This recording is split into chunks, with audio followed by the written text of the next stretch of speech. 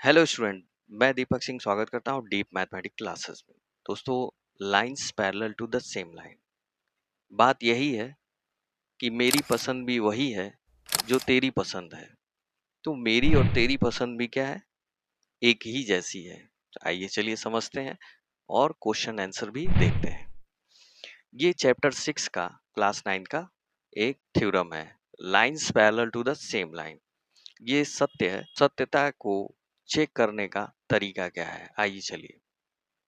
हमने जो है two lines parallel to the same line, हमने ये बात कही कि जो है मैं और तुम दोनों एक तीसरे को पसंद करते हैं। मैं और तुम एक थर्ड को पसंद करते हैं। तो मेरी और तुम्हारी पसंद क्या है? एक ही जैसी है। मतलब हम और तुम जो है पैरेलल हैं। अगर मैं इसके पैरेलल हूँ और तुम भी इसी के पैरेलल हो, सेम लाइन के, ये क्या है? सेम लाइन शो कर रहा है। तो मेरी और तुम्हारी जो है रिलेशन क्या है? वो पैरेलल है। बात समझ में आ रही है? ठीक है। हम इसको थोड़ा सही तरीके से दिखाते हैं। हमने अपने को प्रेजेंट किया और तुमको किया, ठीक। और तीसरे जो से हमारा रिलेशन बन रहा है अलग अलग, कि m पैरेलल है l से, ठीक है, n पैरेलल है l से। ये बात दी गई है। तो क्या सत्य होगा? क्या ये ट्रू है कि m पैरेलल n होगा? मतलब हमारा और तुम्हारा जो है पसंद एक ही है। यस, ये सत्य है। और इसको प्रूफ करने का तरीका क्या है, चलिए देखते हैं। मेरी पसंद l है, मतलब पैरेलल हूं मैं उसके, ठीक है। तो मैं एक ड्राइंग करता हूं, ठीक है। एक ड्रॉ करते हैं, एक लाइन, ट्रांसवर्सल लाइन ड्रॉ करते हैं, t। अब इस t को लेकर हमारे और उस थर्ड पर्सन के बीच में क्या रिलेशन बनता है? L और M हम दोनों पैरेलल हैं।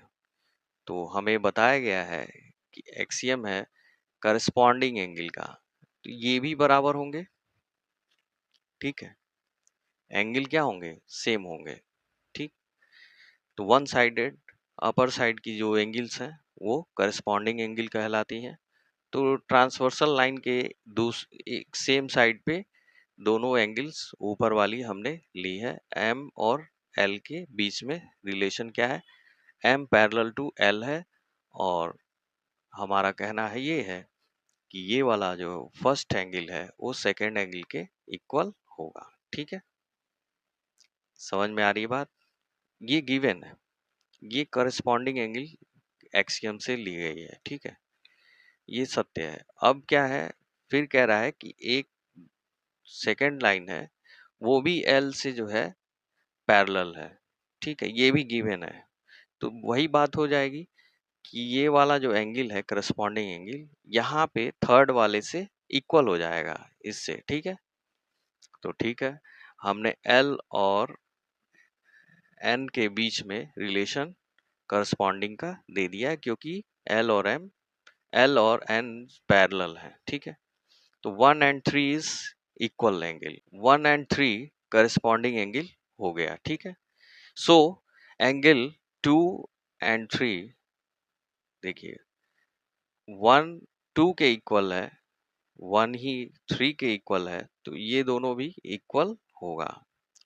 फाइनली हमें मिल गया कि 1 और 3 इक्वल है, 1 एंड 2 इक्वल है।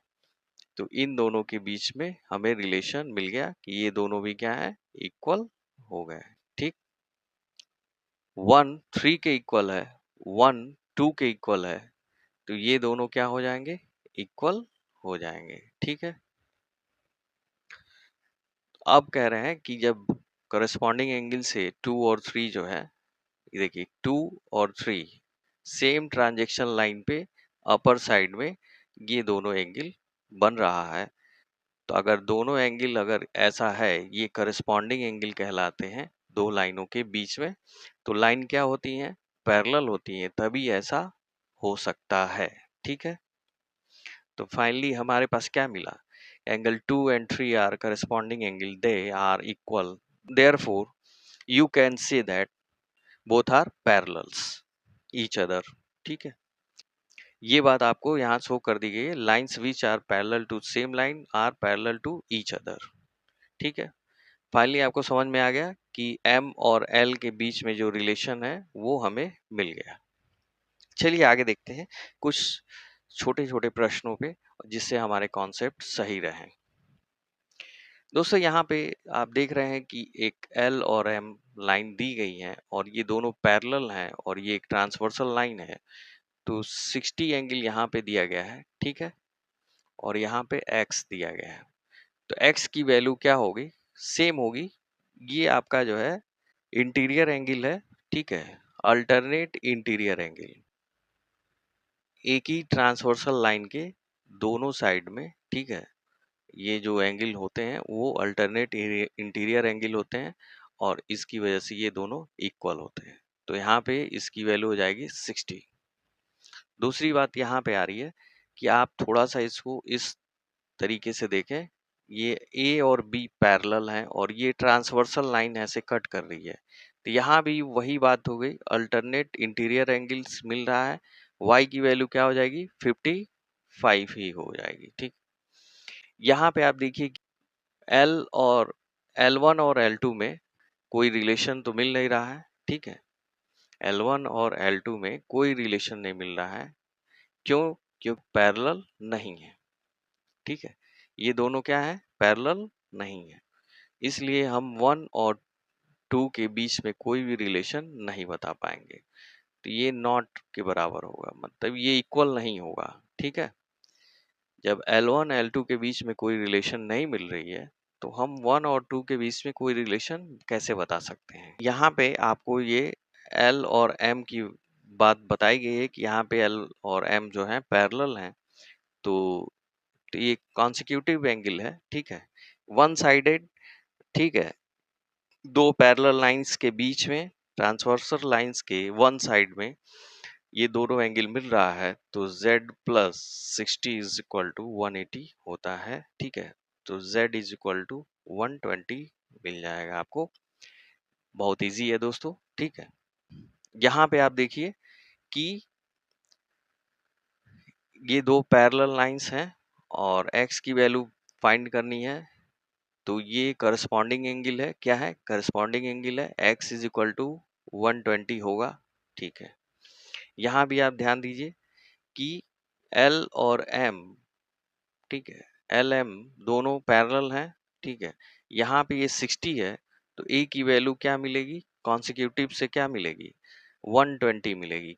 180 में से आप घटा देंगे 60 को, तो क्या मिलेगी, a की वैल्यू कितनी मिल जाएगी, 120 मिल जाएगी।